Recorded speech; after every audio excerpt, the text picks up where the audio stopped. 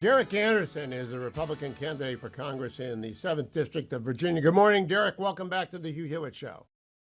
Good morning, Hugh. How are you? I am great. Give us your website first because Democrats are pouring a lot of money into the Vindman campaign. And I don't know any Republican who wants Vindman to be in Congress. Yeah, Hugh, if folks want to help contribute to our campaign, they can go to derrickanderson.com. That's Derrick, Derrick, Anderson.com to help us out and get us through this finish line in the next 30 plus days.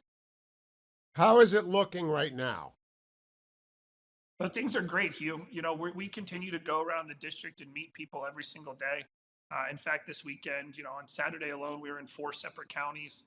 We've got roughly around 10 counties in our district, including the city of Fredericksburg. But, we're talking to folks, and the resounding thing that I hear from folks every single day is the state of the economy. We're a district that's about an hour outside of Washington, D.C., normal, everyday folks. They just want normalcy back in their life.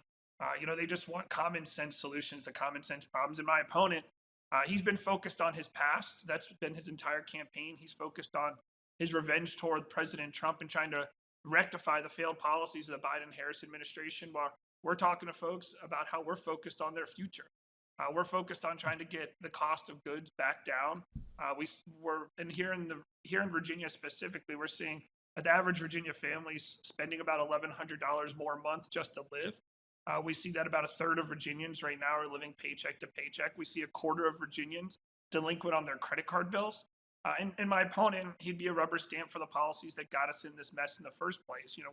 We see that he would support an EV mandate that would increase our taxes by $1 trillion and give $7,500 of our tax credits back to China, and what we're getting back from them, or what we're borrowing from them, and $7,500 back for an electric vehicle that folks just can't afford to even pay for right now. So again, we're focused on things like that.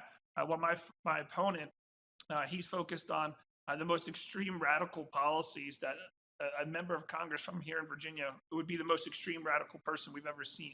So those are the things Derrick, that we're you'd be the focused on. second Green Folks are Beret. excited. You'd be the second Green Beret in Congress, along with Congressman Michael Waltz. I am curious your assessment of the Israeli operational tempo and success over the last 72 hours in Lebanon.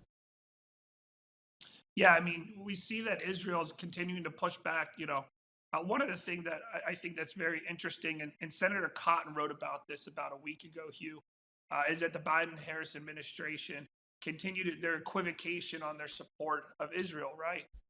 You see on one moment, Vice President Harris is on the stump all the time talking about how she supports Israel.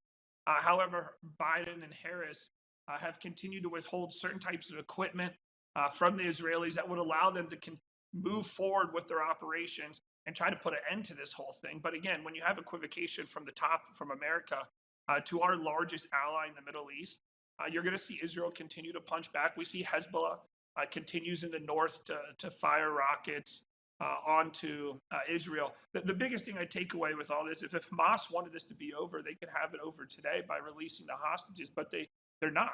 They know that that's the only negotiating piece that they have. So they're going to continue to hold on as long as they can.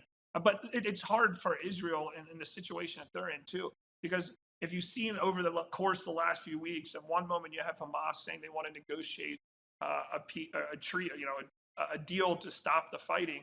Then you have Hezbollah start firing in the north, and Iran firing, missiles from Iran. And then they flip-flop back and forth. So it's hard for Israel to go to the negotiating table with some legitimacy with Hamas when you see Hamas's buddies, that is Hezbollah and Iran, doing its bidding for them. Now, Derrick Anderson, I don't know your district well. I drive through it all the time because my grandkids live down in the Norfolk area. So I go back and forth on the 95, and Virginia's roads are not very good. And when you get down, there's really only one. And I know Youngkin is trying to do his best. The governor's doing his best. Does that come up much? I'm just curious in a congressional campaign.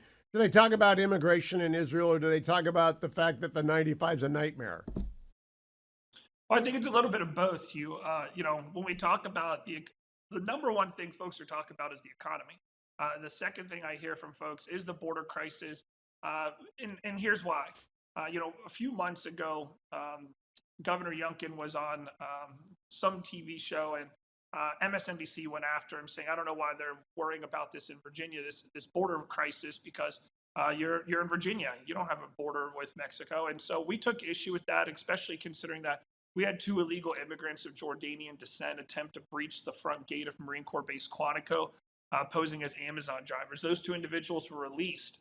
That's a national security issue. We see the fentanyl that's poisoning our communities, and roughly around 5 people a day here in Virginia are overdosing on fentanyl. So the border crisis is a huge deal. It's impacting us here in the district. I can tell you, I talked to a lot of our law enforcement, whether they're the chiefs of police or whether our sheriffs, and they're telling me how fentanyl overdoses and the criminal activity is spiking because of the border. And my opponent, he cares so much about the border that he took his immigration policy off of his website. So again, the immigration issue is really affecting us here in the district from a national security and public safety, and just from a resources standpoint. I-95 is an issue as well, Hugh, mainly because we're a commuter district, right? We've got the eastern side of Prince William County, Stafford, Fredericksburg, Spotsylvania, and even Culpeper, where folks travel to and from DC and Northern Virginia for their jobs. So it is one of the things I discuss with folks that, at the federal level, I want to make sure whenever we are appropriating money for roads, bridges, and highways, that it comes to our district and comes to Virginia, because my mom travels I-95 quite often, and I can tell you she calls me at either 6 in the morning or 10 in the morning because she's sitting in 2 or 3 hours of traffic. And we want to try to fix that so folks have it. I've lived that dream. I still love the Commonwealth. I don't get to vote for you. I've got this. I'm in the deepest blue area inside the Beltway, but yours is a flip. Yours is a purple district. Now, I'm curious. Your opponent will join the squad. He is a radical, right? He is to the left of left. Does that register? Do the people of the 7th Congressional District know that? Well, we're telling them that, Hugh. And I think one of the reasons, if you talk to people here, they are starting to notice that my opponent's been hiding. My opponent's hid because he doesn't stand for anything that really would help this district. In fact, we had a debate last week, I believe, on ABC-7. My opponent decided not to show up.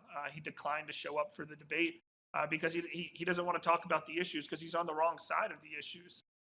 My opponent, again, would be one of the most extreme members of Congress Virginia has ever seen. And that's just not what people want here in the 7th District. We know for a fact my opponent is not only, not showed up for debates, but he's lied about his military background, whether it be his rank or his time overseas. So again, when you have nothing to talk about because you're an extreme far left liberal, that's what you're going to do. You're going to run and hide because you don't have the issues to stand on. And that's what we've been talking with folks mostly, is talking about how we need to change things, not only in our country or the Commonwealth, but here in the district, in order to get people's lives back to normal. But he is a darling of the left wing in the elites on the coast, and therefore they're sending him a lot of money. People can help you at DerrickAnderson.com. There are 2 R's in Derrick. If you're watching on the Salem News Channel, you can see Derrick in the sign in the background. Derrick, let's close with that. How is the money? Have you got enough to have a good closing kick? And the voting's already underway in Virginia. I don't know if you're doing a chase for early voters or not. That's expensive to do. Yeah, I mean, we're absolutely getting out there. Early voting has already begun. So if folks live in Greene, Madison, Culpeper, Orange, Spotsylvania, Fredericksburg, King George, Caroline, eastern side of Prince William, Stafford, folks can go vote. We have actually on our website as well at DerrickAnderson.com, Hugh. Folks can go. We have all the early voting information. And the last 2 Saturdays before November 5th will also be early voting. But we are seeing an uptick of early voting. We're seeing it across the Commonwealth.